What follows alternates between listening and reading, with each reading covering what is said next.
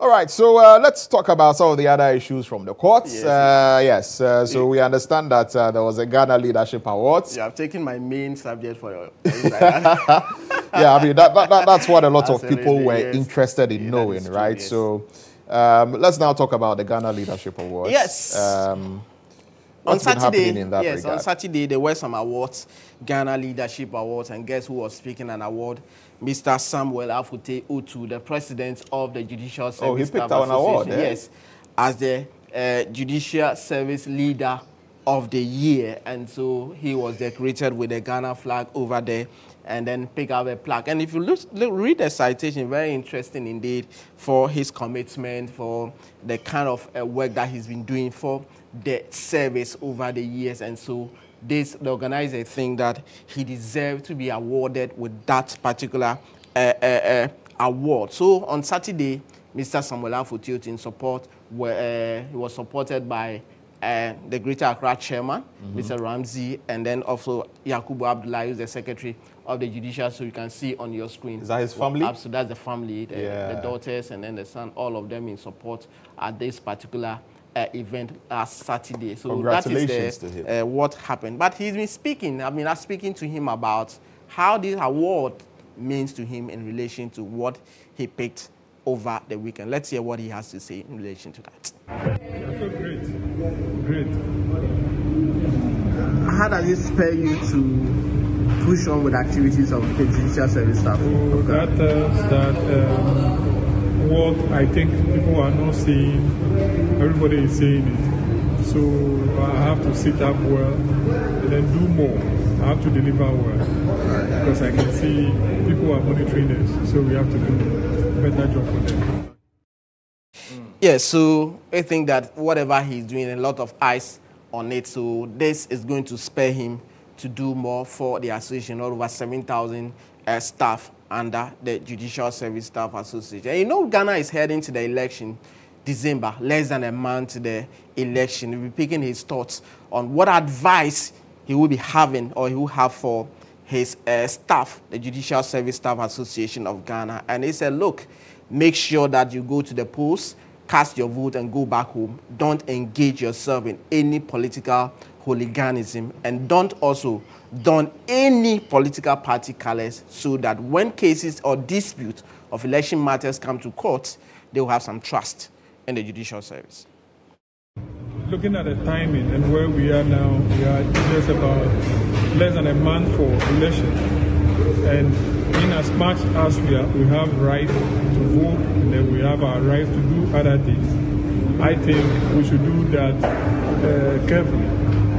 We should not allow ourselves to be used by politicians. And that has been the message from day one. And I want to urge every member to stay away from political hooliganism.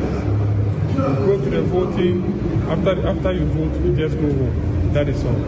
So I want to urge every JUSAG member to remain focused. They should vote wisely, and then after vote, go home and then sit down. They should not stay or remain at the voting grounds. A message for the staff over there: go to the election center, cast your vote, and then go back and monitor the rest from GHOne TV and Skype and all the EIB channels, and make sure that we give you all the report down there so that there's no confusion anywhere. So all right. So we earlier talked, of course, about you know, the Supreme Court sitting today, but there's also another interesting case, you know, in court today, which has also got to do with Parliament. Yes. Right. We're talking about the vacant seat saga and all of that. We talked about that on Inside Out, but there's another very interesting case which has also got to do with Parliament and a member of Parliament and his eligibility to be in Parliament. He's been battling that. In fact, he battled that. His seat was declared vacant. Yes. He went for a by-election. He won the by-election. He's back in Parliament as a member of Parliament, but he's still facing trial. Yes. Right? For his eligibility to be in Parliament, because they say he has dual citizenship. Yes. Tell us about that. James Jachekwe is the man that you're talking about, and many will remember what has to happen in relation to that. You mentioned there has been a by-election. He went through, won the election massively, but he's still in court for the criminal leg of that case, including perjury, forging of official document, of all of that. And this all came about as how he filed the processes to contest the initial election, which was annulled by the EC, and we know what happened at the Supreme Court and all that. But the criminal leg of the including page 5 charges, he is back at the High Court in Accra today.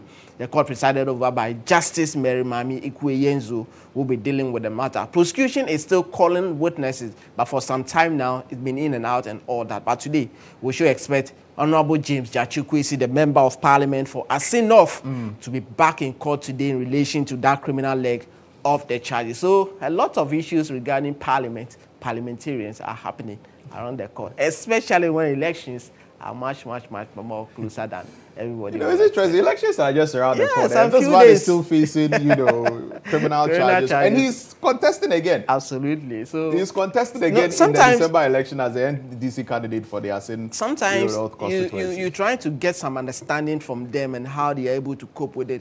Anytime it is a criminal matter, once the case has been fixed, wherever you are, you have to be present. Yeah. And some other parliament, Alhaji Collins Dada is an example. He's also facing trial, and hopefully tomorrow he'll be back in court. Campaign is intensifying, and sometimes you look at the situation. So how do you campaign? How do you balance that? It's not been easy for them. So it's not easy to have court issues. Yeah. But of course, they have a strategy to deal with all those things. So today, as and when they come, whatever will happen, we'll bring it to life for all of us to see what is happening in relation to the cases that are before the court and all that. So very interesting cases that are coming up today and in the course of the week.